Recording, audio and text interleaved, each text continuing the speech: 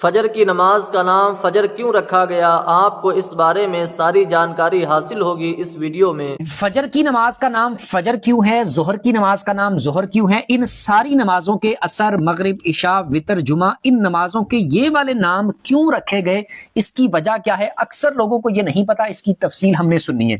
نیچے سے شروع کر لیتے ہیں۔ جمعہ کی نماز کو جمعہ اس وجہ سے کہا جاتا ہے کیونکہ ظہر کے وقت میں مسلمان زیادہ تعداد میں جمع ہو کر، اکٹھے ہو کر جمعہ کی نماز ادا کرتے ہیں، اس وجہ سے اس کو جمعہ کی نماز کہا جاتا ہے۔ یعنی جمع ہو کر پڑھی جانے والی نماز، آپ اس طرح سمجھ لیں، اس وجہ سے اس کو جمعہ کی نماز کہا جاتا ہے۔ وتر کی نماز کو وتر اس وجہ سے کہا جاتا ہے، اس کا نام وتر اس وجہ سے ہے کہ وتر عربی میں بولتے ہیں طاق کو۔ طاق وہ والا جیسے جفت اور طاق ہوتا ہے، جیسے 2 4 6 8 10 12 یہ جفت ہے، اور طاق 1 3 5 7 9 11 یہ جفت ہے۔ تو وتر عربی میں بولتے ہیں طاق کو۔ تو یہ نماز جو ہے، اس کی رکعتیں چونکہ طاق میں ہیں 3 رکعتیں، تو اس وجہ سے اس کو وتر کہا جاتا ہے۔ عشاء کی نماز کو عشاء اس وجہ سے کہا جاتا ہے کیونکہ عشاء عربی میں بولتے ہیں رات کی تاریکی کو۔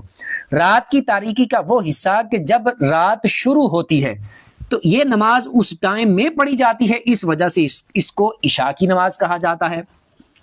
مغرب کی نماز کو مغرب اس وجہ سے کہتے ہیں کہ مغرب کہتے ہیں سورج غروب ہونا، سورج کا ڈوبنا، تو یہ نماز سورج کے ڈوبنے کے بعد پڑھی جاتی ہے، اس وجہ سے اسے مغرب کی نماز کہا جاتا ہے۔ عصر جو ہے، عصر عربی میں کہتے ہیں دن کے آخری حصے کو، تو یہ نماز جو ہے دن کے آخری حصے میں پڑھی جاتی ہے جب دن ختم ہونے والا ہوتا ہے، اس وجہ سے اس نماز کو عصر کی نماز کہتے ہیں۔ اور ظہر جو ہے یہ عربی میں دوپہر کو کہتے ہیں، اور یہ نماز دوپہر کے وقت پڑھی جاتی ہے، اس وجہ سے اسے ظہر کی نماز کہتے ہیں۔